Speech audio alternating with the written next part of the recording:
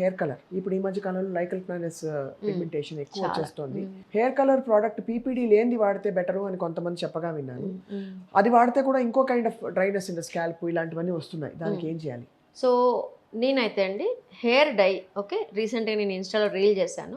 నాదొక ఇంకొక వాళ్ళతో డిస్కషన్ ఇట్లా అయింది. నేను హెయిర్ డైకి యాంటీ ఓకే. అసలు రేపు నాకు తెల్ల జుట్టు వచ్చినా నిన్న రీల్ చేశాను. అది అందమైన తెల్ల జుట్టు నేను యాక్సెప్ట్ చేయండి.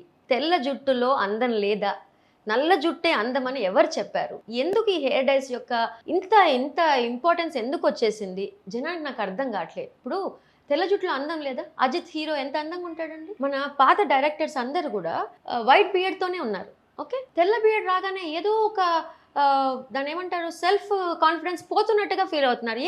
అదొక స్టైల్. మనకి రావేంద్ర గారు ఎప్పటి నుంచో వైట్ బియర్డ్తోనే, చంద్రబాబు నాయుడు గారు ఎప్పటి నుంచో వైట్ బియర్డ్తోనే ఓకే. అంటే వాళ్ళు అమ్మాయిలు చెప్పండి కొంచెం, ఎందుకంటే అబ్బాయిలకి ఎలాగో అలాగా వాళ్ళకి ఏ ఏజ్ లోనే హీరోయిక్ గా ఉండే కల్చర్ మంది. అమ్మాయిలకి 2 తెల్ల వెంట్రుకలు రాగానే నెరిసిపోయింది, వయసు అయిపోయింది అంటారు. ఒకటి 20 years లోపు తెల్ల వెంట్రుకలు వస్తే మాత్రం విటమిన్ డెఫిషియన్సీ అనేది చెక్ చేసుకోవాలండి. రైట్. యాక్చువల్గా 20-25 years లోపు వైట్ హెయిర్ని అవాయిడ్ చేయొచ్చు.